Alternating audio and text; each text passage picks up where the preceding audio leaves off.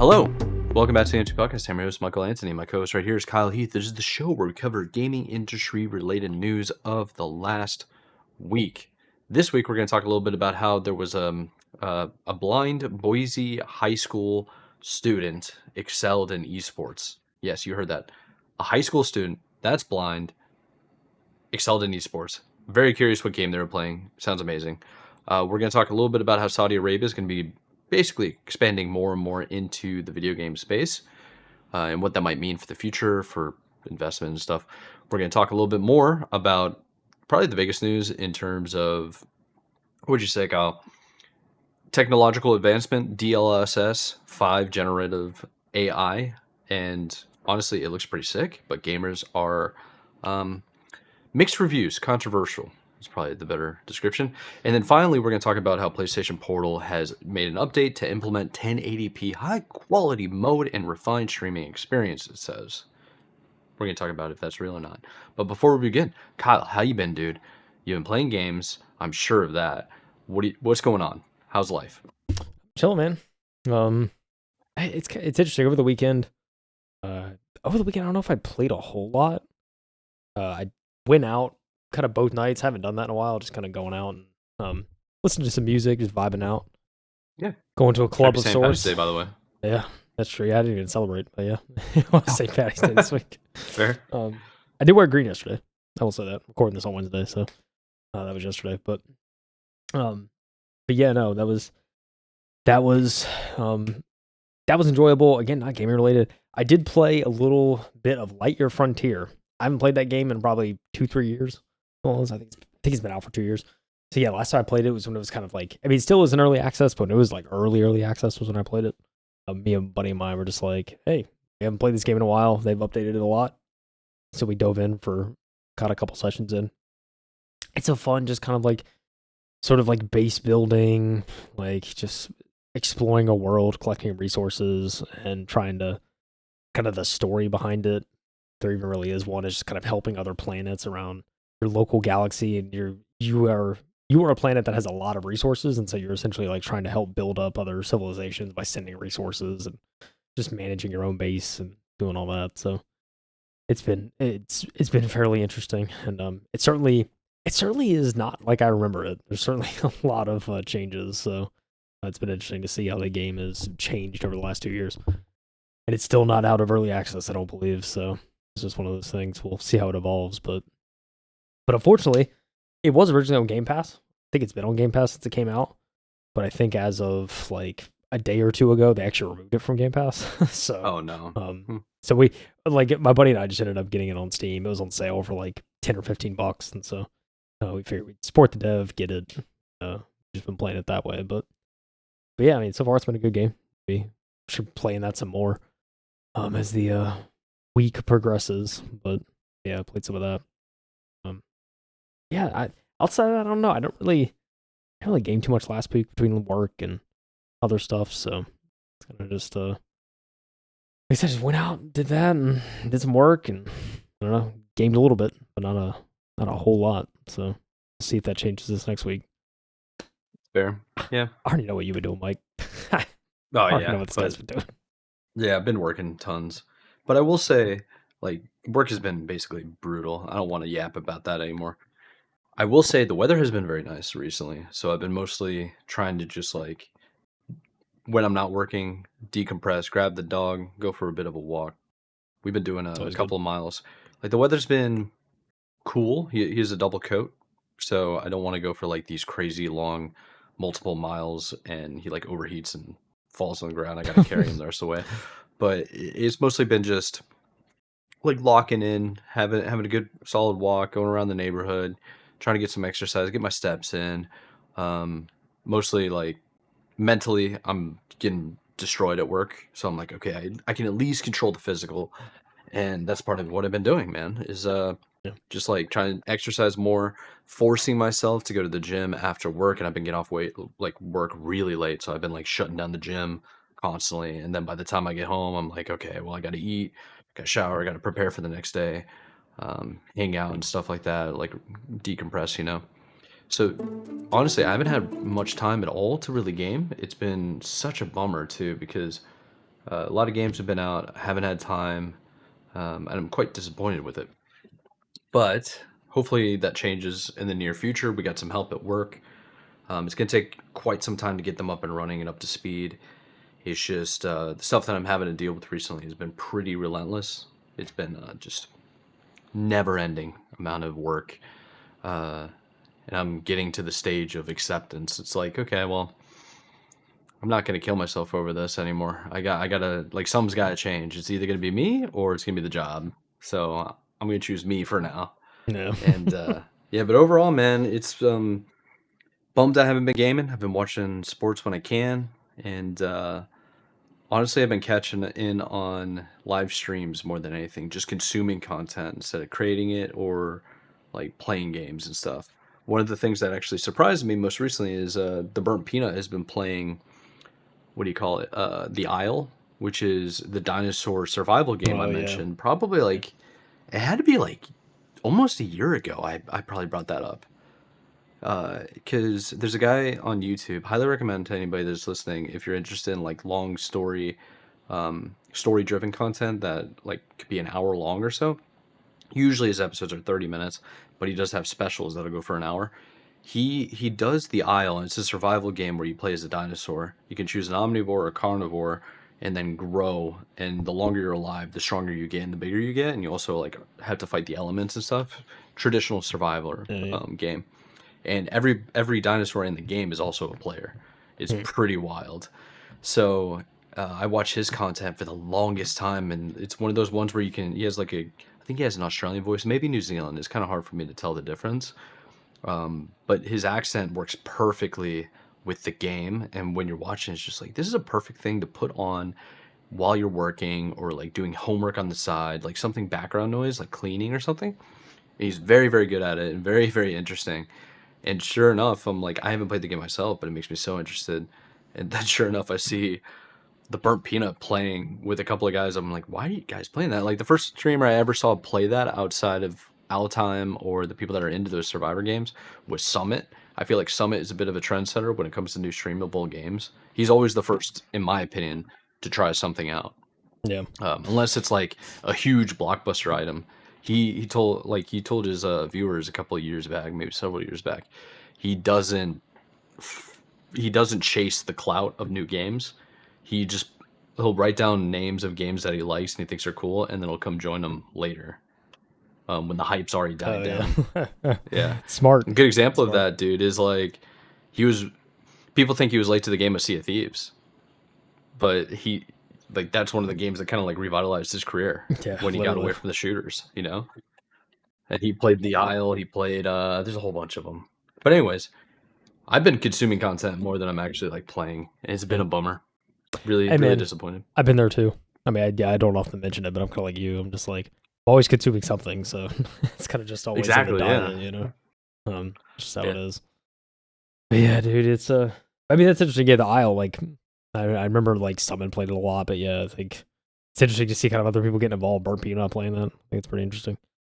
It So caught me off guard. I was literally in bed, and like my partner and I, we watch the Isle videos like with Time, and he plays a whole bunch of other dinosaur style games, and we both like it because he has such a good narrative voice. So if yeah, you like that kind of start from an egg and become the apex predator on the right. server that you basically like own the server level Yeah, degree, it's really cool to watch. Very entertaining.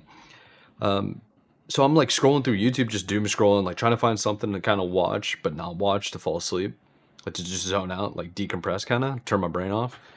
My thing has been like history. That'll put me to sleep quick, or like Cosmos kind of stuff. But I'm scrolling and I'm like, live stream pops up, Burnt Peanut, and I'm like, there's no way the Burnt Peanut is playing the Isle. I click on it, he's doing the same. Dude, if you watch this guy, he's out of his mind. I don't think he ever shuts his mouth. It's just constantly like. yeah. I'm not. He's entertaining. I will say that he knows what he's doing. It's really funny. Every time that Um, dude, I've seen clips of one more like recently he tried like the new McDonald's burger. Every time he tries mhm. a burger, it's so funny watching him like try it because he'll just Dude, slowly like move the burger and then yeah, like takes a small bite and he's then like like this. chews He's real like, awkwardly. It's so funny. I'm like what?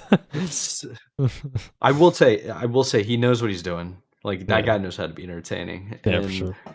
I wish, to be honest, I wish more people understood that they're on stream and you're supposed to be entertaining. Like people Oh tune yeah. in for entertainment. Some people I can think of so many streamers right off the top of my head where Yep. you click on the stream, there's no talking, there's no communication, it's just boring. And they're like, why is nobody watching me? It's like, dude, because you're not entertaining. Just because you're good at the game doesn't cut it anymore. We're in a new age. Yeah. People that are young, they go for entertainment now. They don't go to get better at games. I mean, some Right. of them do, Yeah. but yeah. Yeah. Yeah, dude, no, I agree. It's a crazy world streaming and all that. It's so weird. Like I just don't watch. I don't watch as many live streams anymore unless it's like my some of my boys. Like I watch Zydo. Shout out Zydo, by the way. I know he's probably He's listening. still going for it. He's yeah, he got back into streaming recently, but he's actually Good for been him. like he's been snapping me every time he actually listens to the pod every week, and so he'll snap me like, but I was like, hey, by the way, I'm checking out the pod in the car, so hey, if you're driving right now, dude, drive safe. Dude, Zydo's a real one, man. He really is, man. I love that dude. Him and I actually played it. Yeah, him and I actually played Rocket League. I think it was Zydo because we're all in the same clan. We're all in like the Everton fan club clan Oh yeah, and like on Rocket League. yeah. I can't remember if it was Zydo or if it was who's Nick's brother-in-law. What's his gamer tag name? Oh yeah, Bundy Styles. It might have been Bundy. Yeah, It could have been Bundy because I think they're both around the same skill. Like Zydo might be higher ranked champ, but yeah, he's Bundy's really good. also champ. And they, Yeah, they're both pretty good. yeah, yeah. So we were playing like doubles together, and neither one of us had a mic. We weren't in a voice chat. It was just more like, man, let's play. Like he saw me online, he sent me an invite, and then I joined. He goes, "Hey, you want to play champ twos?" And I'm like, "Yeah, sure, whatever." I mean, Yeah, I'm a dude. threes player. It's a completely different game. So there are moments where I look like a fool, and then there are other moments where I look like a legend. That's the problem with duos, man. You get exposed easily. When you have trips, it's a little bit easier, like Yeah, standard, yeah, 3v3. Yeah. yeah, dude. It's a What? crazy world. Yeah. What do you say? It's getting kind of late our time. Let's get this train moving, dude. Yeah, we Let's hit the gotta. 4 articles we yapped about. I want to learn more about this blind esports player. Like, what's your excuse? You're not Yeah. pro. This thing's blind. Get What to is it, man. your excuse, listener? I know you can. If you're watching the video, you got eyes at work. All right, this guy eyes don't work as well. Let's talk about it. The irony of saying if you're watching the podcast, I because a know, dude. podcast is It's supposed to crazy. be It's supposed to be audio, but here we are, dude. It's yeah, 2026. There's video with our podcast. deal with it. You just got beaten by a blind person. Blind Boise High School student excels in esports. This is actually taken from a local news source in Boise, Idaho. But Pretty it sick. showed up and when I was scrolling through like Google News feeds and all that, looking for articles, man, this came up and I was like, it's been a while since we talked about accessibility in games, and so it's a great time to bring it back up and see what's going on in that world. Gareth Brown relies on sound effects rather than visuals, proving you don't have to see the game to master it. This is from Hunter Funk over at KTVB7 in Boise, Idaho. Video games are incredibly complex. There's a lot of fast movement. Players need to keep track of the constant action happening all at once on the screen. Imagine trying to compete at that level without relying on what most players depend on the most. Inside the esports room at Boise High, senior Gareth Brown plays his favorite game of Super Smash Bros. The headphones are on, and he's listening closely because for Brown, that's how the whole game works. I can't see shapes, shadows, anything like that. It's just brightness and darkness, he said. Just think about that. It's crazy.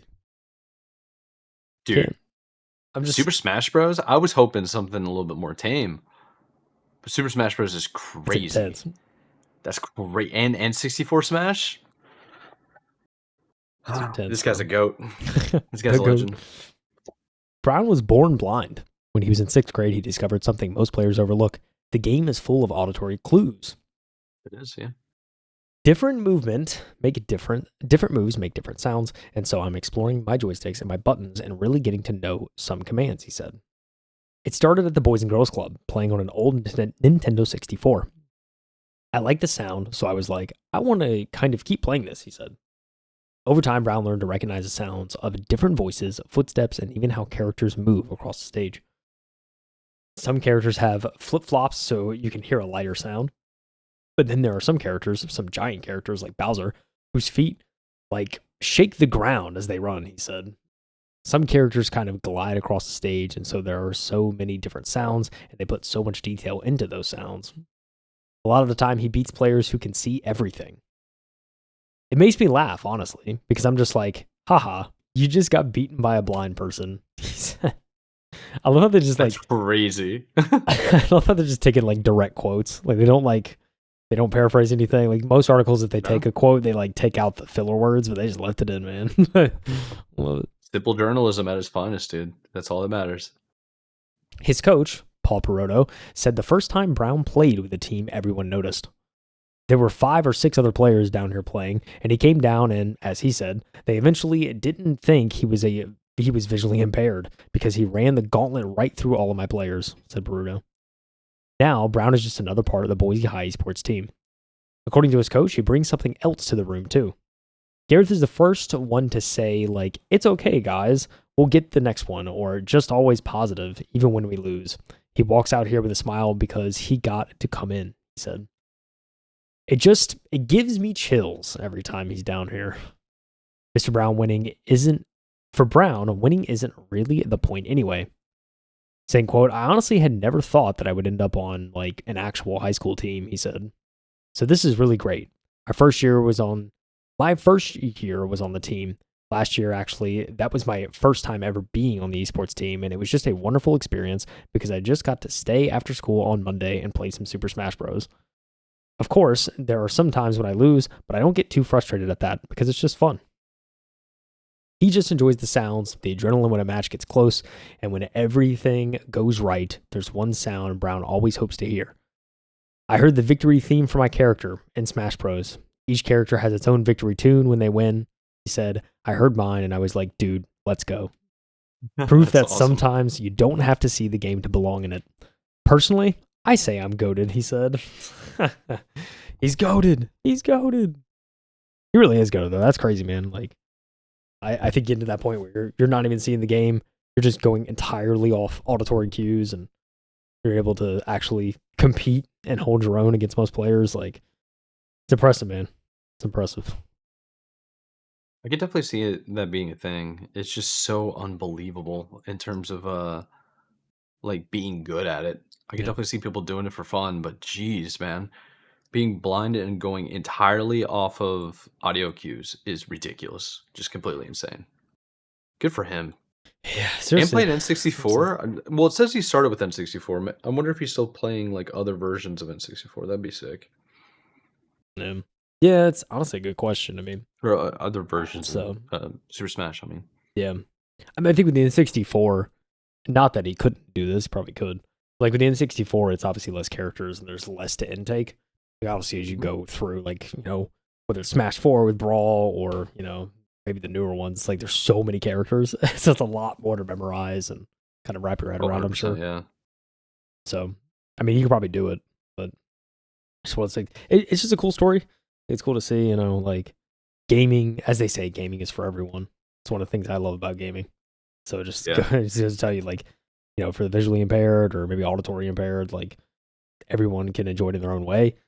There's some people who are paralyzed and they just breathe through straws to control their characters, and they're better than like most casual gamers. It's insane, man. Like it's amazing how people kind of still get into the hobby, even if they're not physically as able as most. So Yeah. Yeah, 100%. I mean, there's definitely not just auditory cues. You can basically get like accessibility controllers or devices to help you out if like you have some form of a disability that you need help with to manage. The other one that I've seen is like a lot of people underestimate playing controllers with vibration on. I don't know if that like you play on controller a lot, but a lot of people in the back in the day used to turn vibe off because it was so freaking strong it like messed with your aim. yeah, But now you have a scale ability on most modern controllers and modern games where you can just make it like just enough that it's a cue for you. yeah, And I've always found that sensitivity will help you understand what's going on better sometimes, especially with like some games HUD and what's going on will be like so like visually overstimulating that you might need extra assistance by like the physical touch of the controller vibrating or whatever you might have going on. But yeah, that's cool. yeah, man. So pretty dope little story. It's cool to see people playing their games and loving it. Yeah, it just goes to show you don't have like gaming's for everyone. Is really what we've been saying forever. Same forever, It's really man. cool. Yeah, it's cool to see. Cool to see. You know what? You know, I was gonna say what's not so cool to see, but hey, you know what? I want to stir the pot. You know what I'm saying, Mike? Yeah. Yeah. Okay. So the next one here is gamingindustry.biz. Sophie McAvoy. We've covered, dude, all the time. Basically, it's probably a fair assessment. She writes wonderful articles, so definitely go check it out. One of the wonderful articles that she's written is this one. It's called "Crown Prince of Saudi Arabia's Electronic Gaming Development Company acquires 5% stake in Capcom. Public investment fund previously bought 5% of shares in the Japanese firm in 2022." All right, so we kind of knew a little bit about this, but we're just kind of recirculate back to more of an update of what has gone on. If you didn't know, Saudi Arabia is basically doing a little bit of sports washing of their PR over the last, I don't know, decade or so, between hosting major events. They've been really trying to get into the video game space, especially esports, to getting not just like firms like Capcom, but also starting a world esports tournament and league.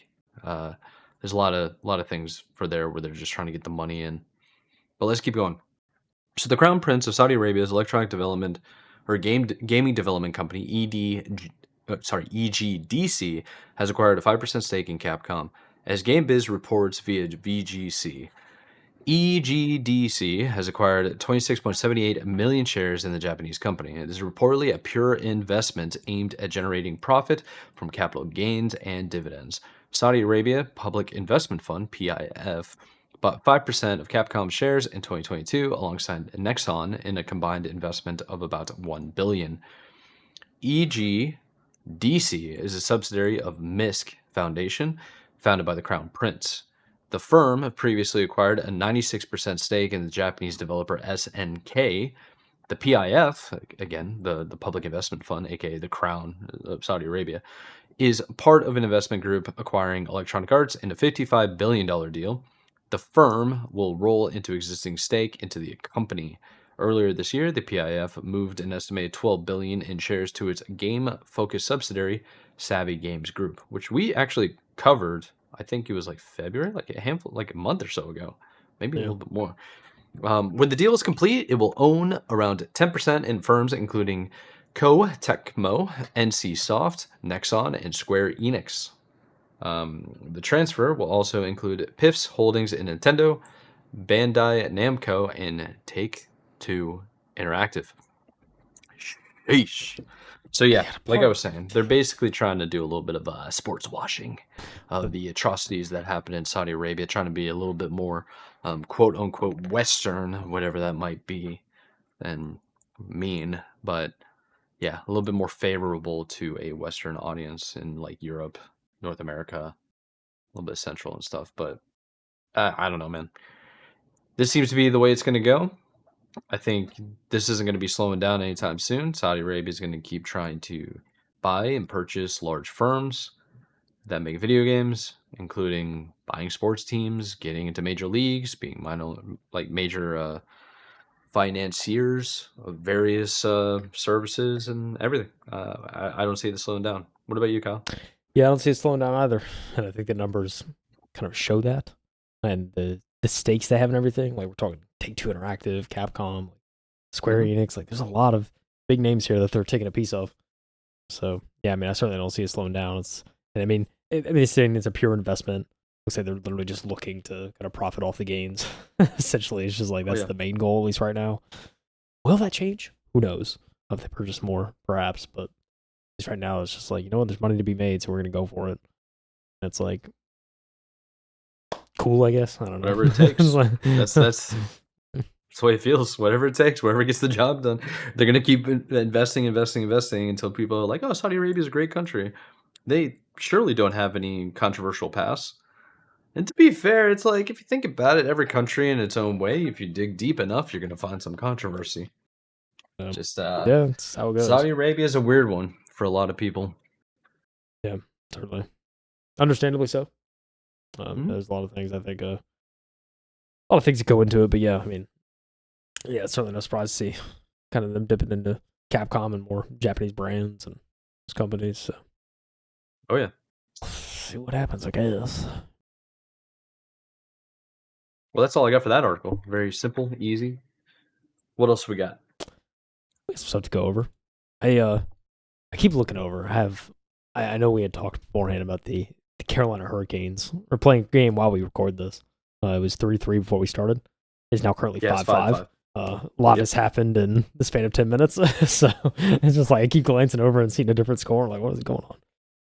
Yep. Yep. I got it open over here on the monitor. I won't lie to you. And I'm over here just like as I'm talking, I'm like, did they just score? Oh, that stinks. We're gonna lose. Wait, did we just score? What's going on? Yeah. So yeah, in the span of 20 minutes, there has been Yeah. 3 lead changes. Yeah. Weird. Apparently it's going to overtime. So here we are. It is, yes. It is 4 seconds remaining, and then we're off to overtime. Craziness. All Anyways, right. go Canes. Go Canes. Let's talk about DLSS 5. This is a very interesting development that Nvidia has made, and I think it's worth discussing. It's been all over. There's been plenty of opinions. Certainly have my own. Let's get into it, man. ARS Technica is where this article's coming from. Kyle Orland reporting this. Gamers react with overwhelming disgust to DLSS 5's generative AI glow ups. Nvidia's next frame gen tech goes way beyond upscaling and not in a good way. Here's an example in the article. If you're watching the video, is an example of Grace from Resident Evil 9, and with DLSS 5 off and DLSS 5 on. It quite literally looks like they just literally pumped this into like an AI generated image and said touch it up and make it look different because it looks crazy different. But it's because AI is involved, of course. So let's just get into this. Talk about it. Since deep learning super sampling launched in 2018's RTX 2080 cards, gamers have been generally bullish on the technology as a way to effectively use machine learning upscaling techniques to increase resolutions or juice frame rates in games. With yesterday's tease of the upcoming DLSS 5, though, Nvidia has crossed a line that mere upscaling into complete lighting and texture overhauls influenced by generative AI. The result is a bland, uncanny gloss that has received an instant and overwhelmingly negative reaction from large swarms of gamers and the industry at large. While previous DLSS releases rendered upscaled frames or created entirely new ones to smooth out gaps, Nvidia calls DLSS 5, which it plans to launch in autumn or the fall, a real-time neural rendering model that can deliver a new level of photoreal computer graphics previously only achieved in Hollywood visual effects. NVIDIA CEO Jensen Huang said explicitly that the technology melds generative AI with handcrafted rendering and for a dramatic leap in visual realism while preserving the control artists need to create expression. Unlike existing generative video models, which NVIDIA notes are, quote, difficult to precisely control and often lack predictability, DLSS 5 uses the game's internal color and motion vectors to infuse the scene with photoreal lighting and materials that are anchored to source 3D content and consistent from frame to frame. That underlying game data helps the system understand complex scene semantics such as characters, hair, fabric, and translucent skin, along with environmental lighting conditions like front light, backlight, or overcast, the company says. When you absolutely positively don't want any art direction, it's the subheader of this next section, you can see how DLSS 5 reinterprets that frame data for yourself in both NVIDIA's announcement video and in the detailed Digital Foundry breakdown, which notes that the demo currently makes use of 2 RTX 5090s, with one completely dedicated to DLSS 5. But while Digital Foundry described the transformational lighting effects as astonishing numerous times in its write-up, reaction from the rest of the gaming world has been overwhelmingly negative so far. I'm going to play a little bit of this video while we discuss further, Mike. We've seen screenshots, playing a little bit of video now.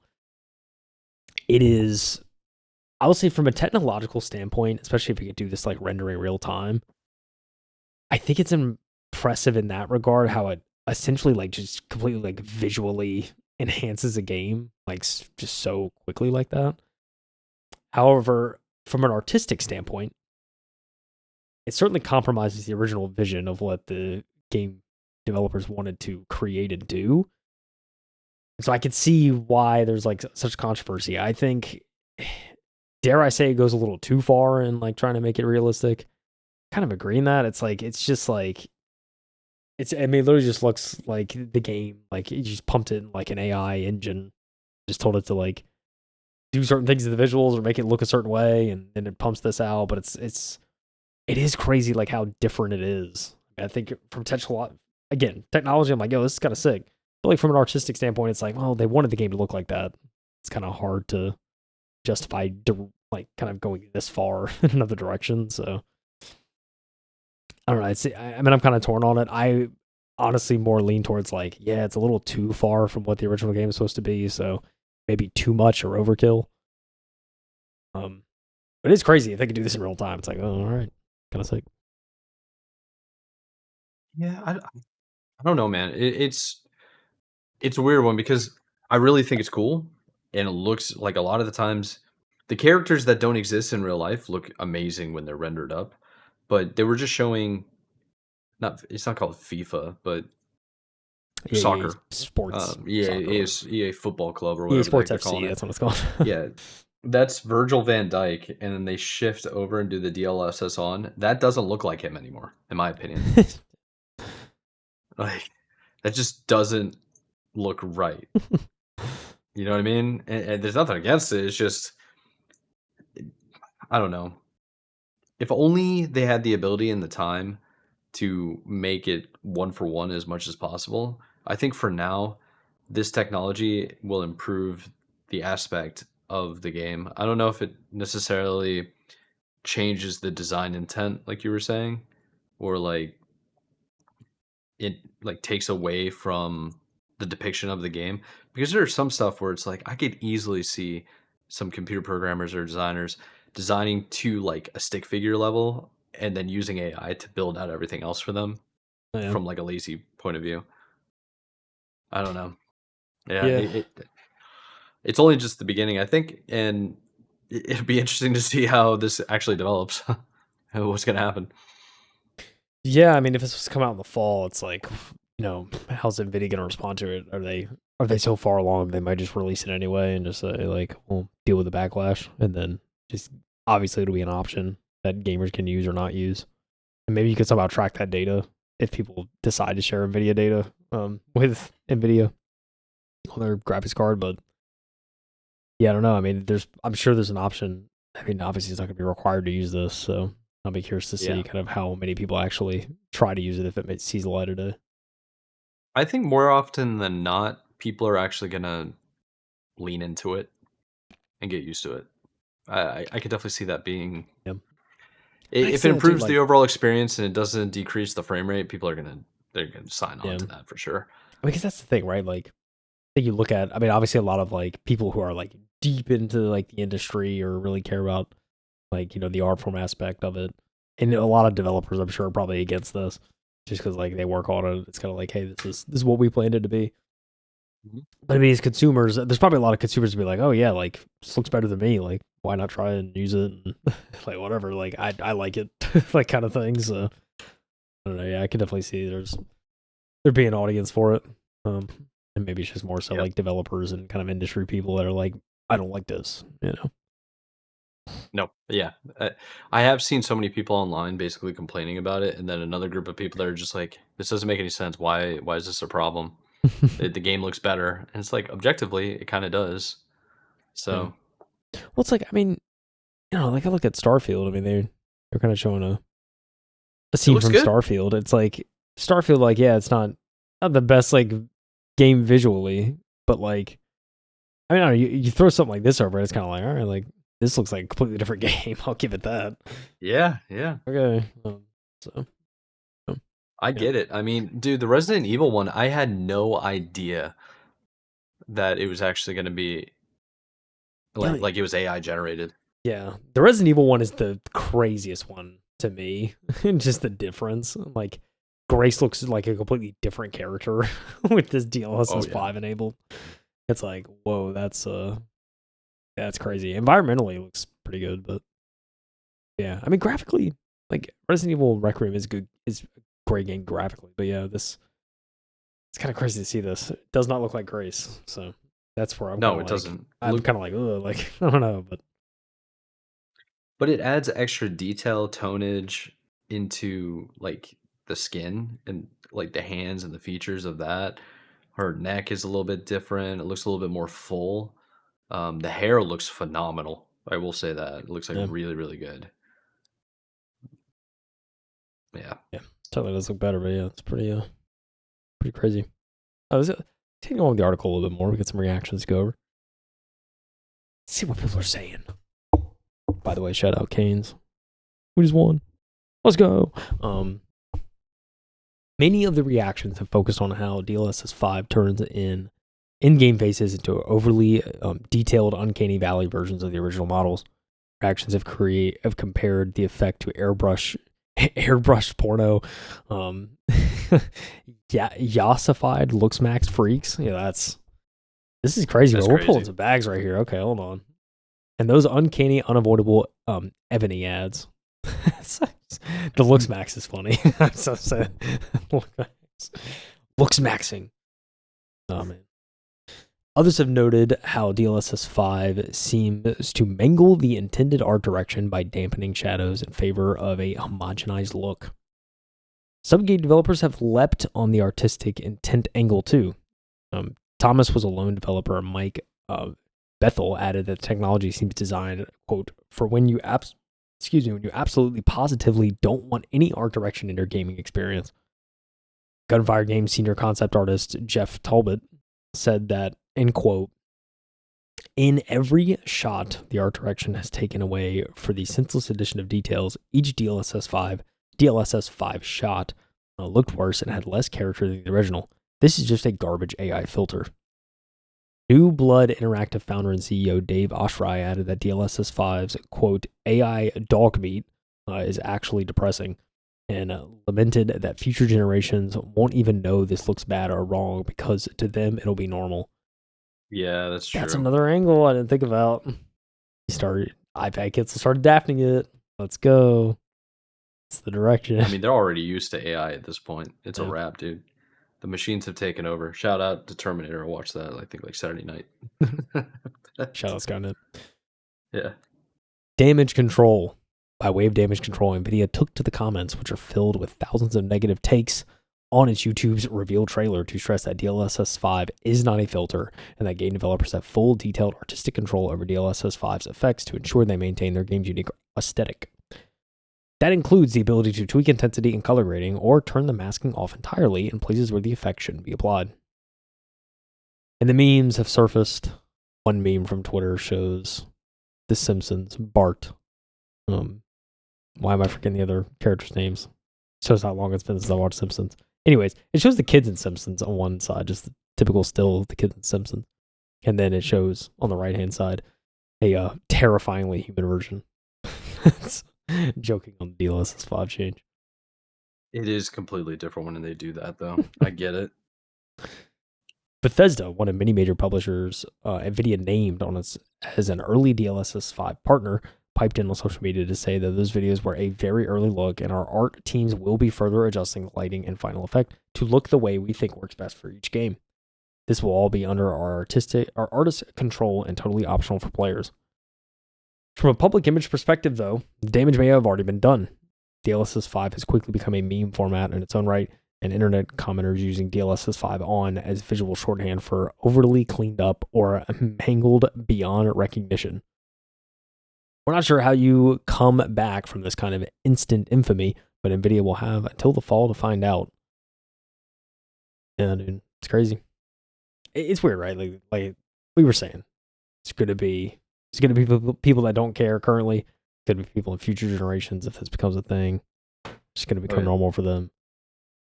But yeah, I mean, it looks like also Nvidia saying like, look, like developers have the ability to tweak it how they want, so it doesn't. This isn't just going to be some, generic filter that is going to go over every game. They have the ability to tweak how it looks. So they're giving the developers some control still. So we'll see kind of how that goes, right? Like, our developers can take advantage of that, try and make it their own art. style. Like, will it actually be as dramatic as they're showing in this initial look? And I guess we'll have to see. I would go ahead and argue that DLSS 5 will eventually become a feature by default in Windows.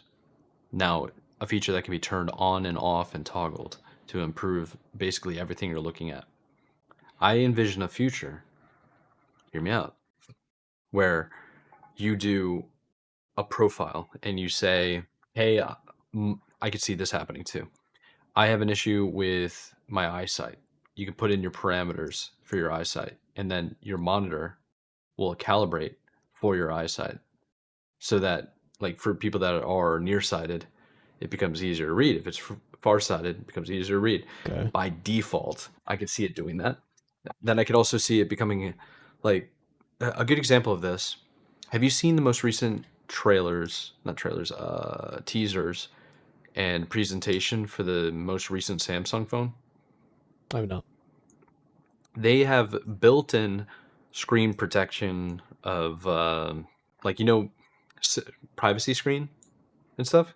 Yeah. They have that built in. They also have it in such a way that if you see anything that has very important information, it will black it out, like, so people can't see it as well by default. And that's like a Pretty crazy. screen That's pretty parameter. It's crazy. AI generated. That's how it It works. actually gives you privacy. That's wild. Exactly, to keep sure that, like, if anybody's looking over your shoulders, it's covered and there's no risk. Like, if you're doing your pin to get in, Yeah. to cover it up, so nobody's looking over your shoulder. Nobody's like, let's say you're, I don't know, you're at a stadium or something, you're trying to type in, log into your accounts or whatever. Somebody way up high isn't zooming in with their, like, 2000 zoom iPhone, and, like, what are they doing? That kind of stuff. Yeah. That's So that pretty could be a insane. real, like, I could see that becoming a thing for games eventually. Like, people could turn DLSS 5 on or something similar within Windows and then load up the game, and then, like, your GPU basically calibrates the entire imagery to make everything better. I could totally see that becoming a thing. I could see it too. Something Yeah. crazy, you know. My argument would be, if it's going to be a thing eventually, you might as well build it around your game because it's coming. Just embrace it now and allow people Adapt, the buddy. opportunity to turn it on and off. Adapt, buddy. I could agree with that. Yeah, it's I don't know. It could be over exaggerated to a certain extent. But also, like, developers really care that much, man. Spend some time. Make sure it looks good for your game. Make sure it doesn't look overblown. We can all be happy, you know. Mhm. I'm saying. That's all I'm saying. That's all I'm saying too. There's only one more thing we have left to be saying, Mike. Okay. Sony. Good old Sony. All right. This one is coming from the wonderful place of Vicky Blake. We've covered it thousands of times over at IGN. Highly recommend. Go check her out. Yeah, so it's about the PlayStation Portal. There's an update. You're going to add 1080p high quality mode and refined streaming experience. So here's what's new, according to Vicky. Cloud streaming monthly users up 162% this year. When you start from the bottom, that percentage is way higher when you start getting people. Let's go. Sony said it's continuing to evolve its PlayStation Portal remote player with a new system software update introducing improvements designed to deliver higher visual fidelity, smoother interactions, and a more seamless overall experience. The update, which is rolling out now, comes as Sony announced its cloud streaming monthly users are up 162% year over year. Over 50% of Portal users are also PlayStation Plus premium subscribers, a stat Sony claimed shows a growing engagement with the cloud experience. As more players discover new ways to play on PS Portal, we remain committed to continuously refining performance and usability, wrote the senior manager in product management Takura Fushimi. Today, we are pleased to share some new features and refinements for our PS Portal users. Interesting. Okay, so we got a bit of a breakdown. There is a video, but for the people that don't have the option to actually watch the video, by the way, we have the links in the description below. You can check out the video yourself from the article It's also on YouTube for Sony PlayStation YouTube channel. But let's go ahead and start talking about what's in it. PlayStation Portal Update March 2026. 1080p high quality mode. Players can now select a 1080p high quality mode during remote play and cloud streaming. This new mode enables players to enjoy games at a higher bitrate compared to the default 1080p standard mode, providing a smooth and high fidelity experience. To enable the mode, you go to Quick menu, Max Resolution, and select 1080p high quality during remote play and cloud streaming. You can apply the change by restarting the remote play and cloud streaming session. So, refined cloud streaming experience. We've introduced several enhancements to improve usability and reduce friction during cloud streaming sessions. Improved product detail. When you select stream on the product detail page of game bundles, a new UI will show up, allowing you to select a specific game to play from that bundle. Game invite. You are actively streaming a supported title and receive game invites. You'll now see a clear on screen notification on PS Portal, ensuring you never miss an invitation while playing. Enhanced trophy notifications. Trophy notifications are now clearly display the trophy name and associated image when unlocked. Platinum trophies will also feature their special animation, bringing greater visibility and celebration to your achievements. Improved search screen. The search interface has been refined for a smoother experience, such as the on screen keyboard display being available immediately when going into search. Smoother onboarding experience. If you don't have an account for PlayStation yet, getting started is now easier than ever. With an improved UI and onboarding flow, you can now quickly create an account and sign into your PS Portal by scanning the QR code using your mobile device. Don't forget the PlayStation Portal Remote Play requires broadband internet Wi-Fi with at least 5 megabytes or for use and a high-speed connection of at least 15 megabytes recommended. PlayStation account is required. With the aforementioned reduced friction, cloud gaming requires a PlayStation Plus Premium subscription too. IGN awarded the PlayStation Portal a great 8 out of 10 when it launched at the end of 2024, writing the PlayStation Portal is the best PlayStation 5 remote play solution available. That's pretty sick. There's third-party Portal stuff that you can probably do, but very cool. I was about to say, up until I got to those last two paragraphs, like you got to make sure you have that good internet if you're doing 1080p streaming locally or remote. It's no joke. But to have that option now, where if you are fortunate enough to have really high speed internet, you're away from home and you're still a-okay, it's latency free. 1080p is goaded to have. Really cool. Yeah. Yeah, definitely is. I find it interesting too when they were like talking about the improved interfaces and like game invites and stuff like that. So are you telling me like game invites weren't clear originally on the portal, and like now they just actually made it like usable? I mean, it's kind of crazy. That's true. It's like, oh, I mean, I'm glad they got there, but it's like that kind of surprised me. It's like, okay, I but mean, hey, if you think about it though, man, it's like the little small icons here that they keep talking about. I mean, when they pop up, they're like 240p, 480p. They're more like stickers than they are actually yeah, like they super look like heavy duty meat. rendering. They look like meat. I Oh, I thought. mean, yeah, it's yeah, it's not great, not great. But hey, Nope. out here giving 1080p, I'm all for it. You out here making your UI better. Let's do it. It's cool to see PlayStation Portal still getting, enhancements as well. Still getting support, right? I think for a Yep. device like that. I mean, yeah, from what I've seen too, like people that have like used it in videos and whatnot, it honestly does seem like a cool device. So it's cool to see it's getting support and it shouldn't just die. And the fact you get 1080p now, I mean, yeah, to your point, that's a pretty big deal, I think.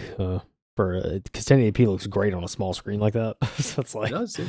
it's like one of those things. So it's good to have that. So, hey, they want it fired back in the PlayStation ecosystem. You feel me? Maybe a Portal would be in my future. I think it Since that is. would be many years from now, if that happens. Maybe perhaps next generation. I don't know. Talking crazy. Possibly. I mean, for me, if I'm you, I would just set up your PC and make it so it's something you can like log into, and then you have the ability to have your Xbox, your Steam, your PlayStation. Only matter of time until Nintendo wises up and starts putting that sucker on the computer, and then you can have a device that logs in your computer and runs everything natively. It's It'll be no true. different. You know what? You're right. I should get a Steam machine or a Steam Deck or whatever. Oh, you're right. You're right. Or soon to be the Xbox Portable or whatever it's going to be called as Yeah. well. Maybe the Yeah. ROG Ally, whatever it is, out. Mm-hmm. So I mean, going It right is. now. It just Yeah. costs as much or more A than the bajillion Steam Deck. dollars. Yeah. It's crazy. It's Yeah. like, why don't I just use the Steam Deck? Like, what are we doing here? Big probably Come more on, value. man. Yeah, dude. It's pretty crazy. I do know on PlayStation side of the things, like there's been hints that they may try like stray away from the PC, like bringing games to PC, try to make the console a little more valuable again. But I think we had talked about that, and it's kind of like I don't know, it's kind of like Pandora's box. Like, oh, you maybe have already opened it, you know? It's like, can you Oh, yeah. really take it back? I don't know. Um, so yeah, it's an interesting time at PlayStation to try and bring some kind of exclusivity and relevancy to the platform again. Yeah. Yeah. The age of exclusivity is slowly dying, and I'm here for it. I want games available everybody, everywhere for everyone. I think it's important for the game developers to not be pigeonholed into like one singular operating system, one singular device or community. Like to have it available to as many people as possible would be sick. It actually kind of makes me think of like game developers getting locked into the same problem that musicians had, where when they get the record deal, they can only publish on that record. The Yeah, difference is you can play the music from anywhere now. yeah, It's about exactly. It's it's not only a as matter of time till you can play games from anywhere, yeah, any game, not be it's not be true. locked in. It's true.